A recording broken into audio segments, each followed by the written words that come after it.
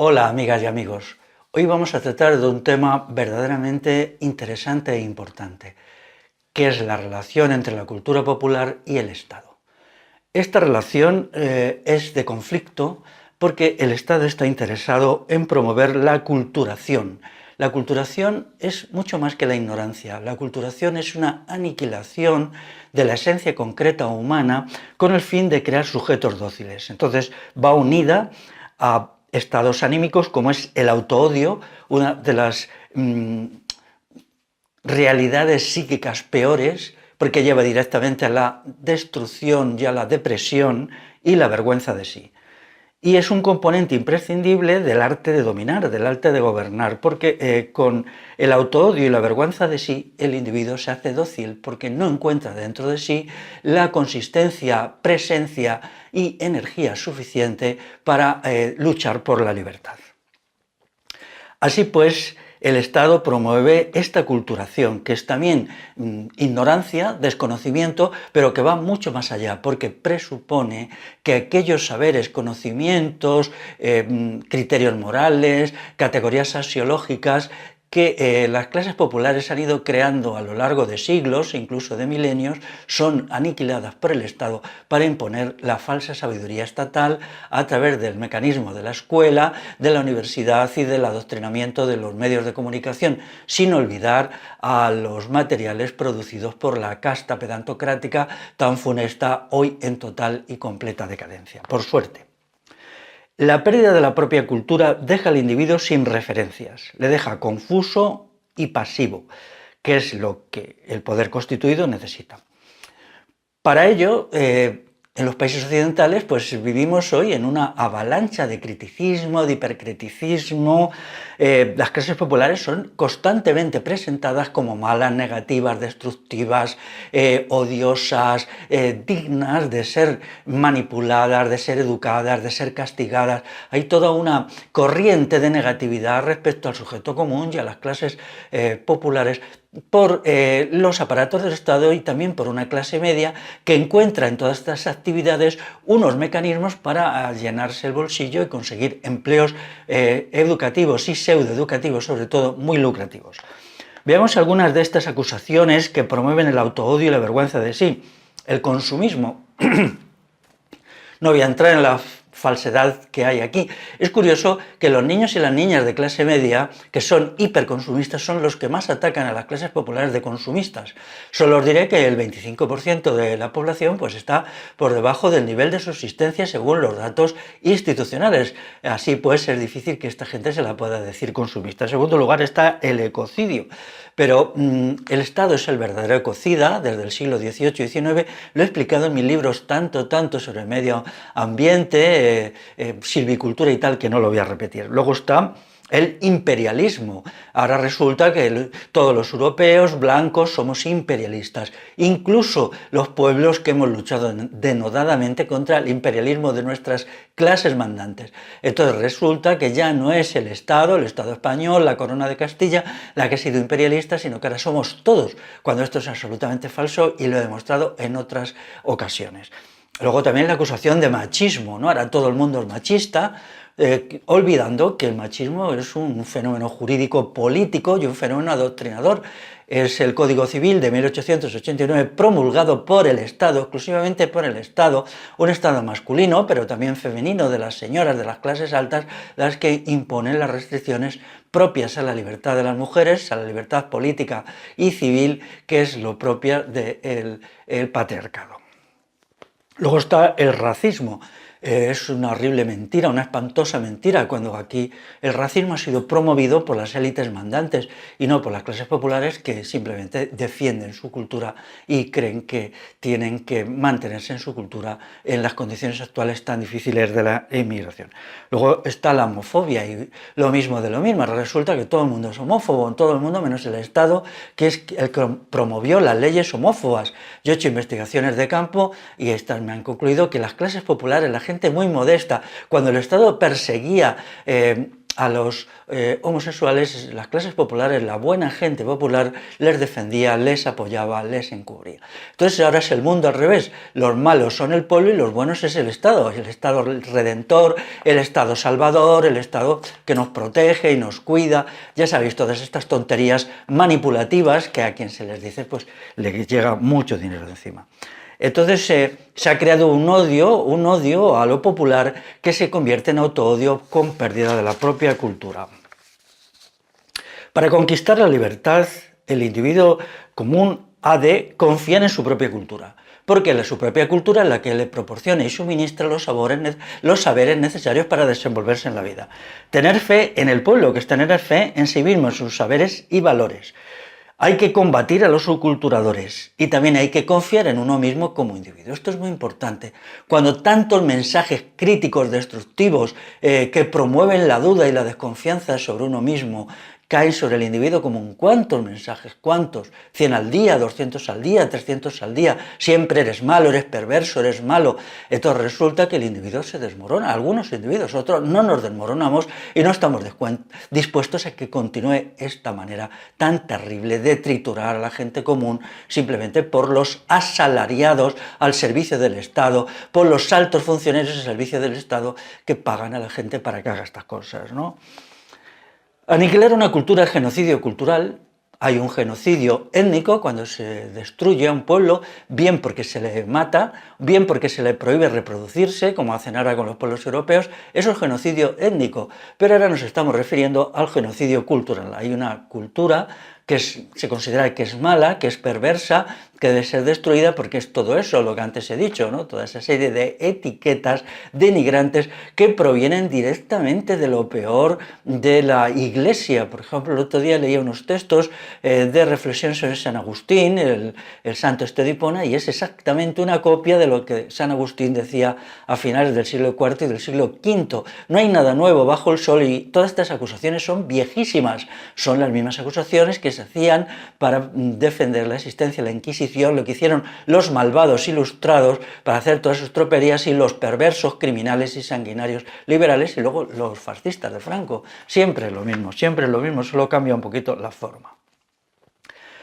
Me podéis preguntar, ¿qué es el pueblo? Pues el pueblo es los sin poder, los que no tienen poder, los que son dominados, los que son gobernados y los que son expoliados por el sistema tributario y los impuestos. Ellos son los dominados. ¿Qué es el Estado? Los dominantes, la comunidad de los dominantes, de los dominadores, de los que mandan, de los que se lucran con los impuestos y los tributos. Ya sabéis que el Estado no son todos los funcionarios, puesto que unos de ellos, los del nivel bajo, son simplemente asalariados. No incurramos en esto, aunque en un sentido laxo un funcionario es cualquiera que cobra del Estado, en un sentido estricto funcionario es el que está en el Estado cumpliendo funciones de mando y dirección de la sociedad.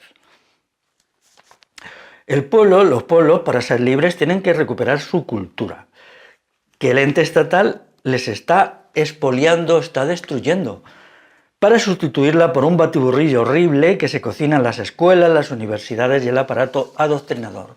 Lo que ahora mismo se está metiendo es una serie de pseudoproductos horribles que niegan tanto la cultura clásica europea como la gran cultura clásica europea, los grandes autores de los que ahora yo voy a hablar un poquito, como la cultura popular, que es aún más grande, porque los pueblos europeos, a partir de la revolución altomedieval, crean una cantidad de saberes y conocimientos que son maravillosos, y los crea gente que generalmente se basaba en la cultura oral, es decir, que se le llamaba analfabeta. Entonces, fijaros qué perverso es esto de llamar analfabetos a la gente que crea oralmente. La cultura oral es tan digna como la cultura escrita, a veces más, en general mucho más, pero se aplicó esa etiqueta infamante, analfabeto, como expresión de tarugo, de ignorante, cuando realmente yo cada vez valoro más la cultura oral, un poquito menos la cultura clásica escrita de Occidente y nada, absolutamente nada, la basura, la bazofia, la chatarra, la mugre que se produce en las universidades cada vez más y que no tiene prácticamente ningún valor. Y lo digo con pena porque me gustaría que tuviera cosas valiosas de las que yo pudiera aprender, pero cada año que pasa no es así. Entonces, se ha dividido la sociedad en cultos e incultos. ¿Quiénes son los cultos? Una especie de loros, de repetidores mecánicos que se saben unas cuantas cosas y las repiten mecánicamente, ya sean profesores de enseñanza media, profesores de enseñanza básica, catedráticos, adoctrinadores pedantes, de los libros, y ellos pues nada, son máquinas automáticas que no saben nada de la cultura clásica, que no han leído a los clásicos ni quieren leerlos, y que se han aprendido unos sonetes que no comprenden. A mí a veces me da un poco de pena debatir con ellos, procuro hacerlo siempre sin herirles y sin ofenderles, ¿no? A veces pues me atrevo a decirle, no, mira, tienes que leer a tal autor, porque lo que dices no tiene valor, ¿no? La cultura del Estado es propaganda y adoctrinamiento, es manipulación, es aniquilación de las capacidades pensantes de la persona. El objetivo de la cultura estatal en todas sus manifestaciones es crear el sujeto nada, el ser no pensante, pero no solamente el ser no pensante, sino el ser no sintiente, sin emociones profundas, el individuo asocial, el individuo que vive de espaldas a sus semejantes, un ser triturado y destruido, porque solo los seres triturados y destruidos no son conflictivos para el Estado. Entonces, esta criatura pasiva, sin confianza en sí misma, sin referencias, sin valores, sin raíces, es lo que el Estado quiere. Y ahora ya se ha lanzado a tumba abierta. El ente estatal, como decía antes, ha destruido las dos manifestaciones más valiosas de la cultura en Europa. La cultura clásica europea, de los grandes pensadores, y la cultura popular, que no se hace por grandes pensadores porque es de la multitud, la sabiduría de la multitud, y su creador es un ente colectivo al que podemos llamar pueblo, siempre en esta o la otra lengua, porque la cultura popular se manifiesta como culturas y como lenguas. Hay montones de lenguas en Europa, 60, 70, 80, y entonces cada una tiene su cultura popular. Por cierto, ahora estamos en el momento que esas lenguas están intentando ser destruidas por la Unión Europea y por los Estados. Entonces significa una hecatombe cultural, porque cada lengua es una cultura en sí misma, es un universo, es una cosmovisión. Tenemos que alzarnos en revolución contra la destrucción de las lenguas, que es la destrucción de las culturas. El sistema educativo pues es un acto continuado de genocidio. Es una situación que es pues enseñar a la gente a no pensar, a no sentir, a no tener sensibilidad. Me asombra hasta qué punto las enseñanzas sobre arte, por ejemplo, no llevan a la gente a captar lo bello y lo sublime, sino a tener en la cabeza una serie de cosas incoherentes y caóticas que no tienen importancia, que no valen para casi nada sobre una determinada obra de arte o una corriente artística, cuando de lo que se trata es enseñar a sentir el arte, a percibirlo muy en el fondo, a emocionarse con lo que uno ve, aunque uno no sepa nada o casi nada de ese arte. Luego, si no sabe algo, pues mejor que mejor, pero entonces el conocimiento pseudo racionalista, porque ni siquiera es racional, se ha convertido en la referencia única, cuando el racionalismo actual solo es memorística, de lo peor. El Estado actualmente es completamente destructivo, es puramente destructividad y nihilismo. Su meta es morir matando. Parece ser que alguien en las alturas del poder ha llegado a la conclusión que no tienen futuros la dictadura del Estado, y todo lo que pretende es destruirlo todo según el principio de después de mí el diluvio. Entonces, el Estado hipertrofiado actual es Estado destructor, Estado aniquilador, Estado genocida. Porque es completamente cierto aquello de que el poder corrompe y el poder absoluto corrompe absolutamente. Por tanto, un Estado que tiene un poder absoluto está absolutamente corrompido. Así pues, tenemos que plantearnos el problema de recuperar la cultura popular. La cultura popular tiene que ser recuperada.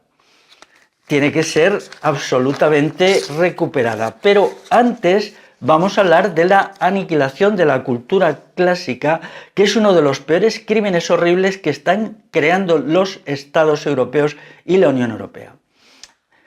Por ejemplo, ya no se lee a Plutarco, cuando Plutarco te enseña la importancia de la valentía, de la voluntad, de la energía. No es un saber racionalista, sino un saber vitalista, es la vitalidad, el no vivir de rodillas, eso es lo que enseña Plutarco.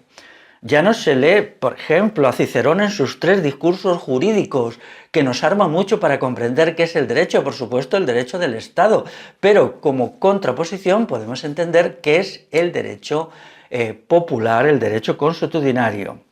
No se lee, por supuesto, a Francisco Martínez Marina, el gran autor de nuestro siglo XIX, con su teoría de las Cortes, que marca todo el siglo XIX. Es un gran librote, un libro gordo que se escribe a principios del siglo XIX y marca todo este siglo con muchos avatares, porque Martínez Marina fue tanto atacado y perseguido por los absolutistas como por los liberales. Y me duele mucho que sea un autor completamente olvidado. ¿Por qué? Cuando se elimina a un autor clásico, se está eliminando una parte de nuestra cultura y se nos está aculturando. No se lee a Braverman, Harry Braverman, con su libro Trabajo y Capital Monopolista, que nos enseña tanto. Y no se lee a un autor clásico vivo, que además es un queridísimo amigo mío, que es Eleno Saña. Eleno Saña es, ¿cómo diría yo?, en filosofía moral, es el mejor hoy, es el mejor en ética. Su breve tratado de ética es decisivo y sin embargo pues es un texto que circula por ahí semi-olvidado. Así pues, cuando todos estos saberes han sido despreciados y negados, nosotros culturalmente, como personas que tenemos unos conocimientos fundamentales para vivir la vida con dignidad, con grandeza y con libertad, no nos podemos mantener.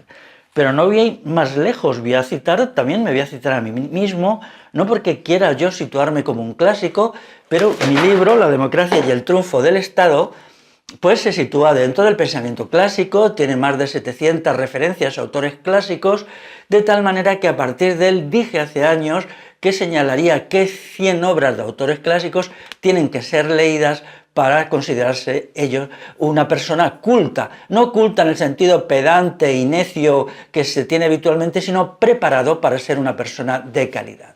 Entonces realmente recomiendo la lectura de este libro, pero también quería enseñaros algunos otros, ¿no? Como por ejemplo, vamos a ver el libro de Cicerón sobre la amistad. Qué importante es la amistad, ¿verdad? Pues aquí Cicerón tenéis un clásico que es sobre la amistad. También tenemos a Huxley, Un mundo feliz, una edición muy popular, no muy buena en su traducción, pero que nos enseña cómo se crean los seres nada, cómo el sujeto es aniquilado por instancias estatales de una perversión enorme a través de la promoción del hedonismo, de la irresponsabilidad y de la debilidad. Entonces todos estos nos engrandecen, pero luego también sobre lo sublime de Longino, que es un texto para mí muy apreciado porque nos enseña a sentir. Longino, que era un profesor de oratoria del siglo I, un griego, no nos enseña a pensar también, pero nos enseña el pensamiento del sentimiento, las emociones, las pasiones. Nos enseña a ser seres apasionados. ¿Necesitamos ser seres apasionados? Claro que sí. Esto no está en contradicción con ser seres reflexivos, sino que necesitamos todo, porque tenemos que ser seres humanos integrales. Hay un momento para la reflexión y otro momento para la pasión, para la emoción, para el combate. Hay un combate intelectual y también, como no, un combate físico. Y entonces Longino nos enseña a serlo. Quiero señalar un libro actual, un libro de hace 30 años, que es muy interesante porque se llama, a mí me enseñó mucho en su momento, ¿no?, que es El cierre de la mente moderna, de Alan Bloom. Este libro dice cómo en la situación actual la mente ha dejado de funcionar, ya no opera, ya no hay reflexión, ya simplemente hay mentes adoctrinadas en la repetición, en la no reflexión, en el no conocimiento, mentes que por un lado están movidas por la codicia y dicen cualquier cosa, escriben unos libros espantosos, hacen unos discursos que solo tienen como objetivo el triunfo en la vida, o también mentes movidas por el miedo. El miedo en la sociedad actual tiene una importancia enorme. Entonces, él dice el cierre de la mente moderna. Pero Alan Bloom, que es un hombre muy carca, aunque muy sabio en un sentido, simplemente describe los hechos y no se atreve a explicar por qué se cierra la mente moderna, es decir, por qué ha dejado de funcionar, por qué ha dejado de operar, porque el megapoder del Estado impide el pensamiento. Por lo tanto, ya no se trata de buscar alguna nueva escuela de pensamiento, no se trata de eso, aunque también, sino se trata de aniquilar, de destruir a partir de una revolución de la libertad la causa de que eso suceda, que es la hiperextensión estatal. Como Alan Bloom es un señor muy carca, muy reaccionario, pues él diagnostica el problema, pero no ofrece ninguna solución. Entonces, yo estoy muy de acuerdo con su diagnóstico, pero me atrevo a dar un paso más. Mientras exista la causa de nuestra desestructuración intelectual, no podremos superarla. Y ese es el problema que tenemos. Pero ahora voy a citar otro autor que a mí me convence mucho, que es Ray Bradbury.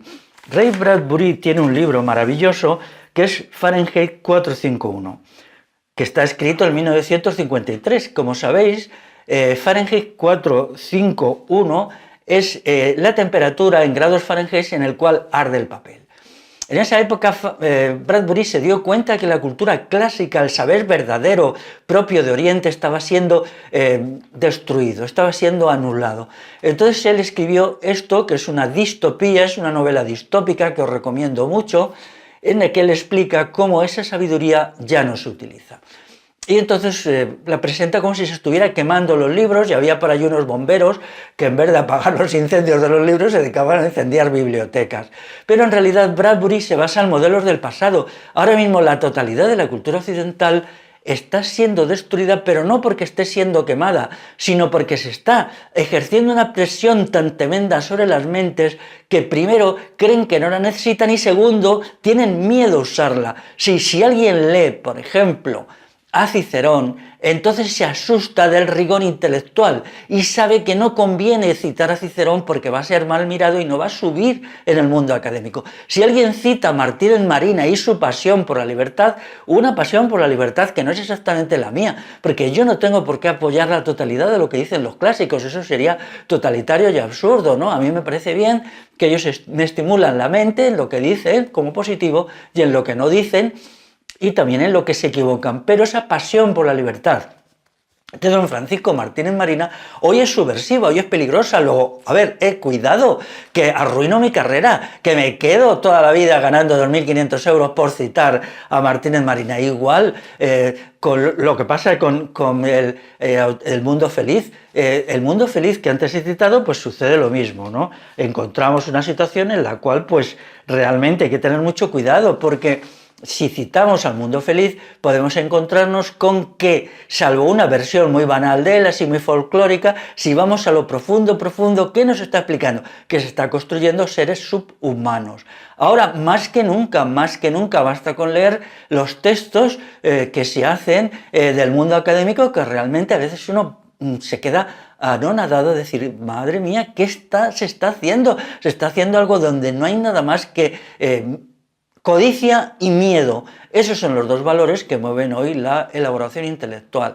Entonces, codicia por un lado y se aplaude la basura que el Estado exige que se aplauda, y se tiene mucho cuidado con no citar aquello que el Estado no quiere que se cite. Así pues, hoy estamos en el mundo de Ray Bradbury, pero modernizado.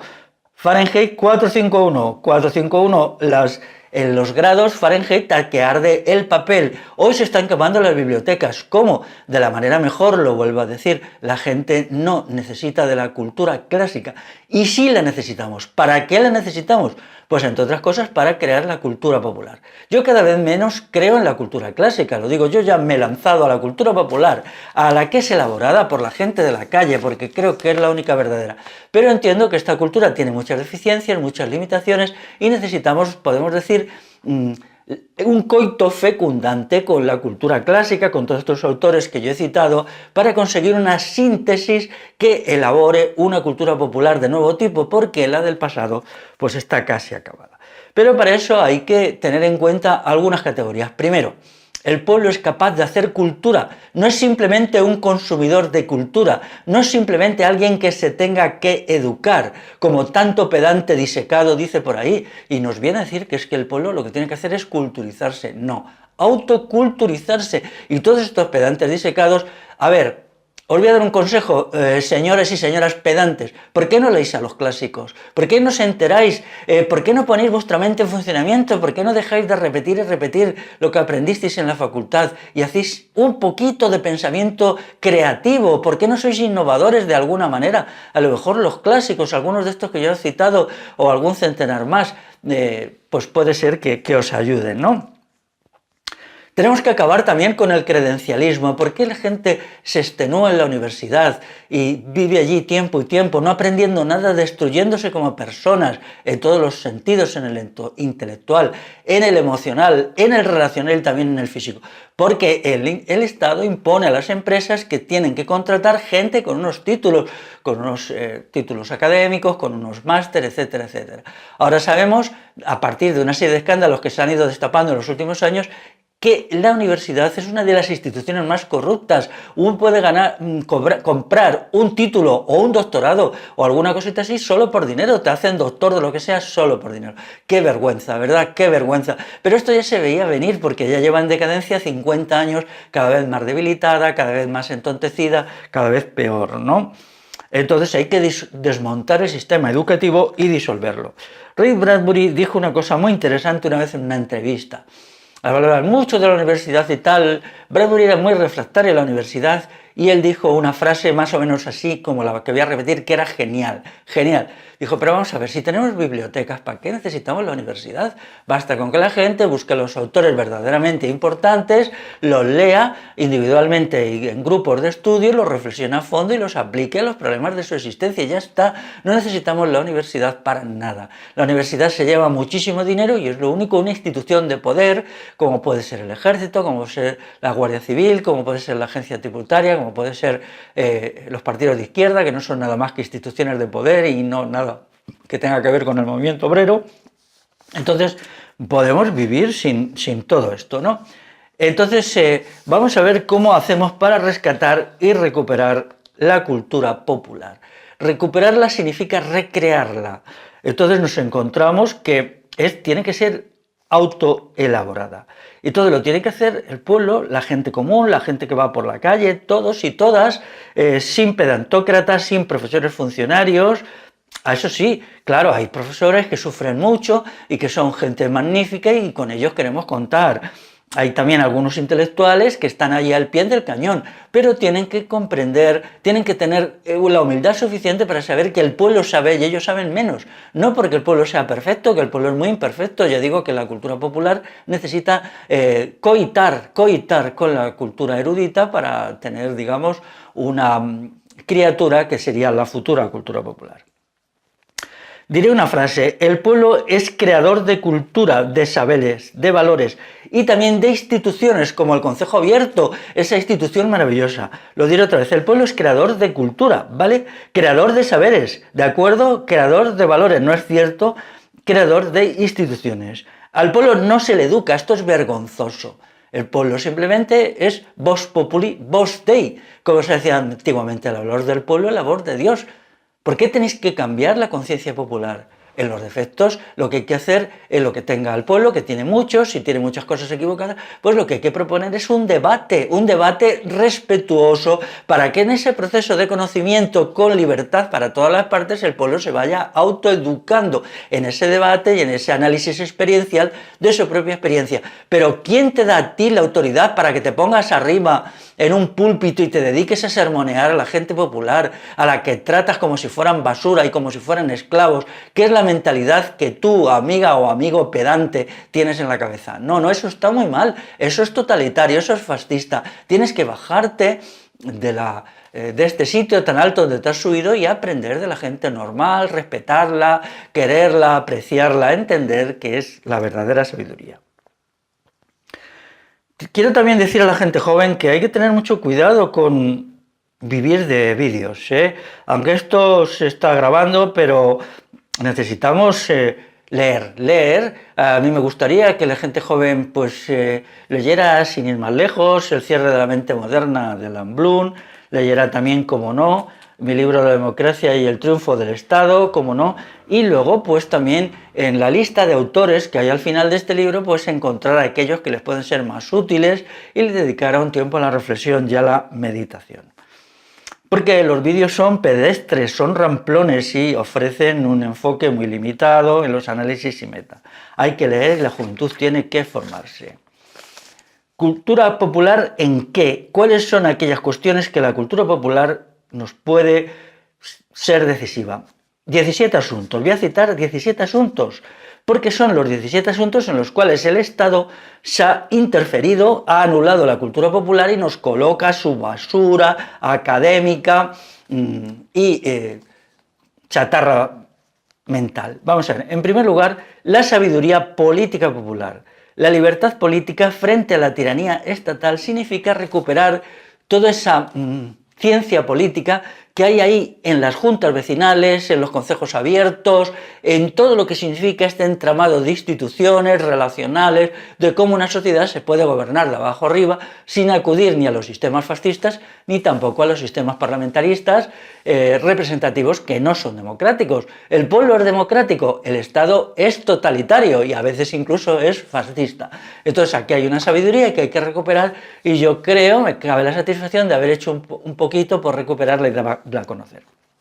En segundo lugar, está el trabajo libre frente al trabajo esclavo, semiesclavo, neoesclavo actual, que es el salariado. Hay muchísimo que recuperar aquí para ver cómo se hace el trabajo libre, solitario y asociado, esta forma de trabajar tan buena que a ver si nos ponemos y hacemos estudios muy potentes sobre lo que sería un nuevo modo de producción basado en el trabajo libre. Hoy el trabajo no es libre, vamos a ver, todos vamos llorando el trabajo, como yo decía, antes en las sociedades populares tradicionales se trabajaba cantando, hoy en las sociedades urbanas, modernas, tecnologizadas de los robots, se trabaja llorando, efectivamente llorando, con la depresión, con los psicoactivos y bueno, la gente cree que no lo va a soportar y va allí porque no le queda más remedio, porque nos han expropiado, porque necesitamos dinero.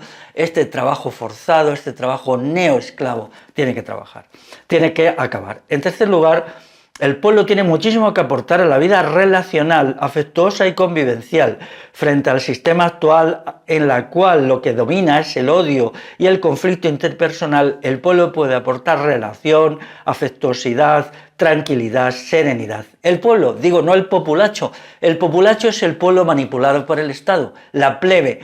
La plebe del pan y circo, toda la izquierda le gusta tanto el pan y el circo. Nosotros estamos en contra del pan y el circo y pretendemos, a partir de una nueva noción política y moral, convertir al populacho en pueblo. Y eso es la revolución popular, la revolución de la libertad que queremos hacer.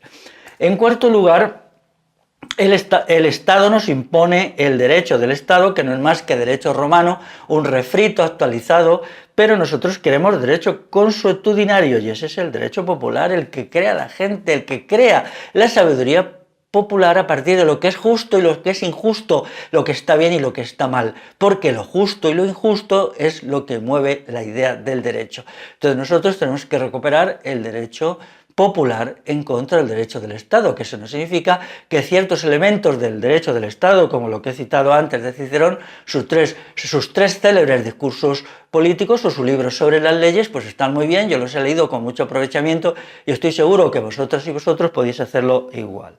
En quinto lugar están los saberes sobre el amor y el sexo.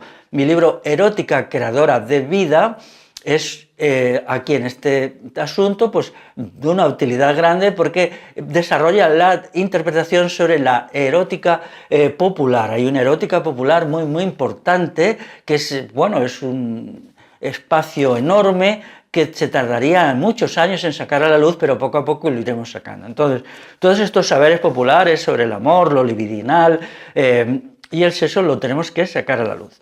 En sexto lugar están los conocimientos ancestrales en crianza y educación de los niños, que crean seres humanos, mientras que la pedagogía actual crea criaturas subhumanas. Esto es lo peor de lo peor, porque un niño es ya un ser humano antes de nacer, antes incluso de la concepción. Y entonces todos estos momentos tienen que ser reformulados, es decir, el momento del coito, el momento de la concepción, el momento del embarazo, el momento del parto, la lactancia hasta 1 año y luego la crianza hasta los 3 años. Todo esto tiene que ser reformulado desde la sabiduría popular y no desde la falsa sabiduría de los expertos, de los entendidos, que es falsa, y lo que se está creando es una subhumanidad inviable. Voy a decir algo, es tan inviable que ya no le sirve ni al Estado para sus maldades y atrocidades, no vale para nada. Esto es subhumanidad, es terrible, no vale para nada.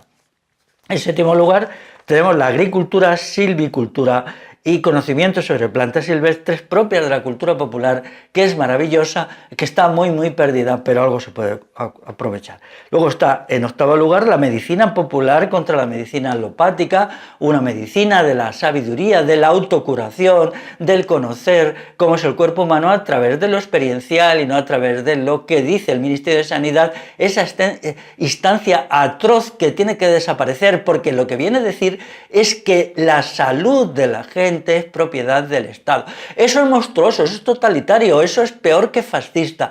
La salud de la gente es asunto de la gente, es propiedad de la gente como comunidad, pero sobre todo de la gente como personas, como cada persona. Entonces el Estado tiene que quitar la mano de ahí, tenemos que darle así un golpetazo para que deje el Ministerio de Sanidad de decirnos lo que está bien, lo que está mal, lo que podemos hacer y lo que no podemos hacer, y para que reine la libertad en el terreno de la salud.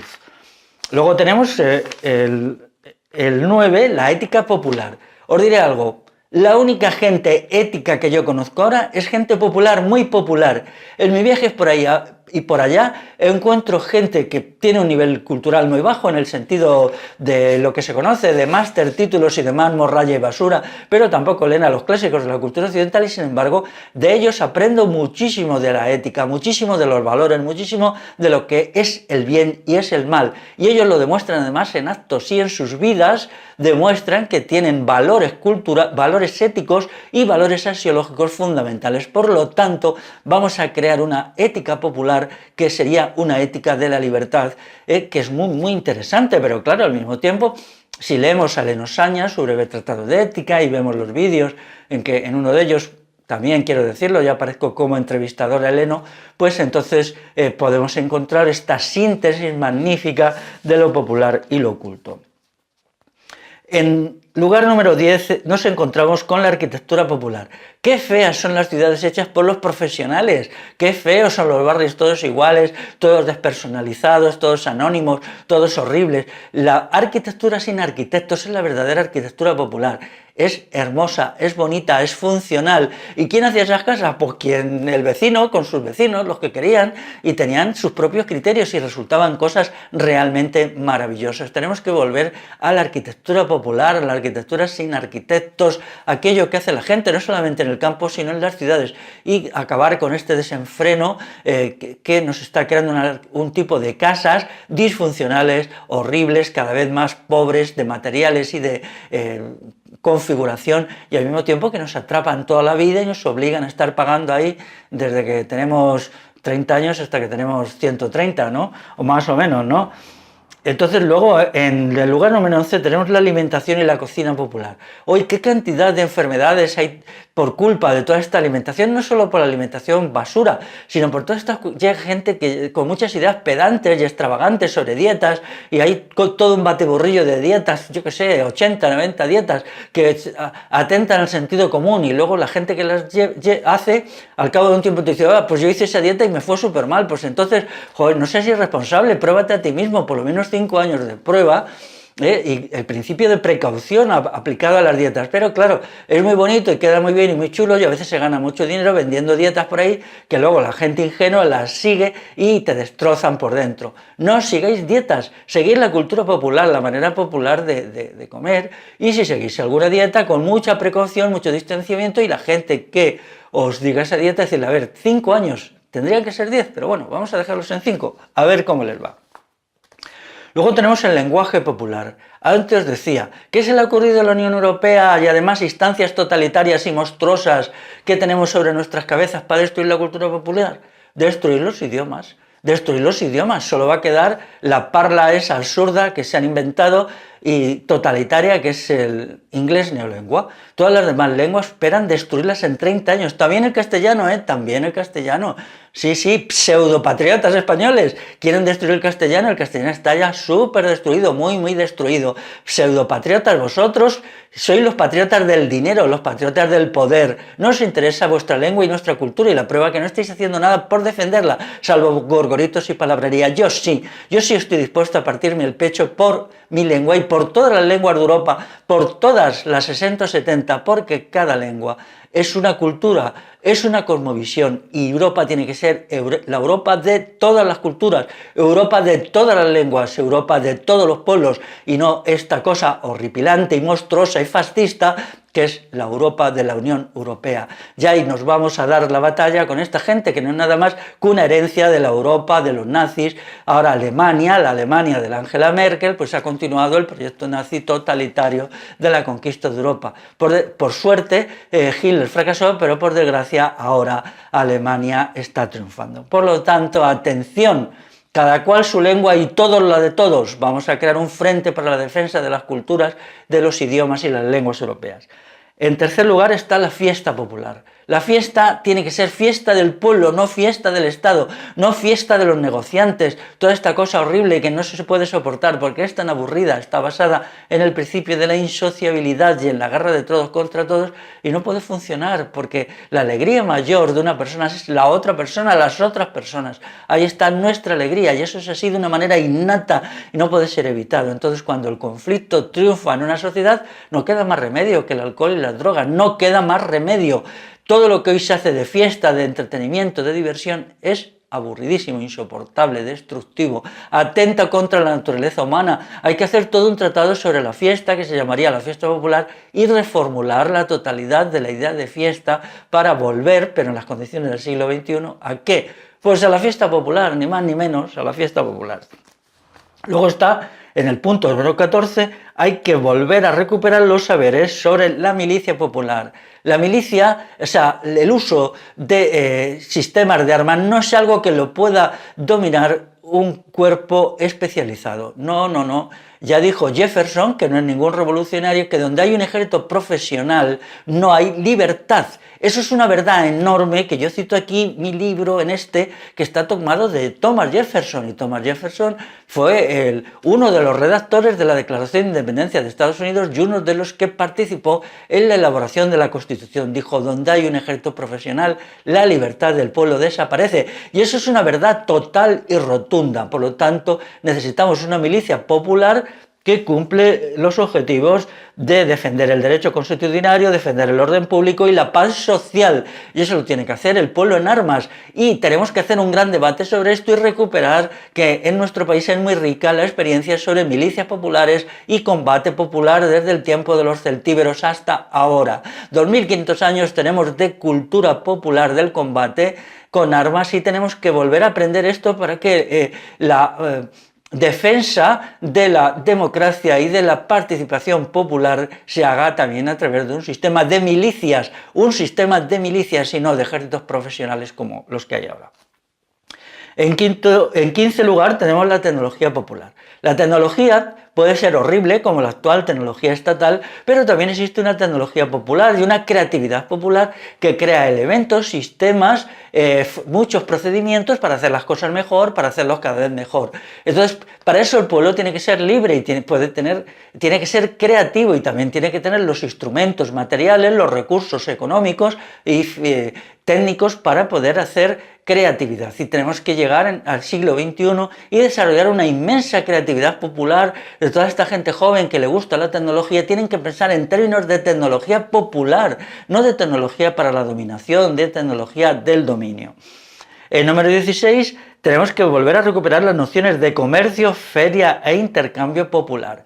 Eso que ha existido siempre, pues la gente que elaboraba productos y luego los llevaba a intercambiar, buscaba a quien le estaba de acuerdo, negociaban, se ponían de acuerdo, no se ponían de acuerdo. Todo esto tiene que volver en contra de los grandes monopolios de comercialización actuales que no pueden permitirse que existan. Tenemos que volver a la feria popular, a los mercadillos, pero a gran escala, natural, y es ahí donde la gente en un mercado natural tiene que intercambiar sus productos y tiene que encontrar que da tanto como recibe en tiempo de trabajo, a través de también la ley, la oferta y la demanda, esto quiero pero no quiero, esto me gusta y no me gusta, y aprender otra vez a ser comerciantes, porque también ser comerciantes es una parte del sujeto.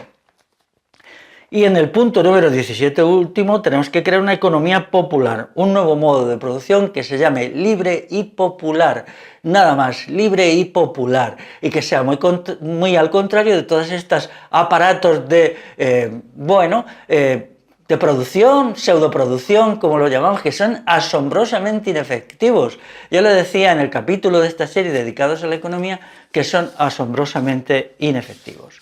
Por lo tanto, a partir de aquí podemos considerar que la cultura popular puede recuperarse, debe recuperarse, y tenemos que establecer una nueva manera de pensar en que lo popular, lo participativo, lo democrático afecte a todos los ámbitos de la vida, y entonces establecer entre nosotros una relación de iguales, iguales en el sentido de que nadie domina a nadie, pero desiguales en el sentido que cada cual es quien es. Todos somos desiguales, todos tenemos unas huellas dactilares distintas, un rostro distinto, un tono de voz distinto, un ADN distinto. ¿Por qué tenemos que ser iguales? Tenemos que ser solo iguales en el que ni dominantes ni dominados, pero en todo lo demás cada cual tiene que ser como es y desarrollar sus particularidades, y tiene que haber libertad para que eso sea así, no poner a la gente etiquetas infamantes, todos los que no se someten al patrón despreciable que hace el Estado para las personas, en cada época un patrón según las necesidades del Estado. Dicen,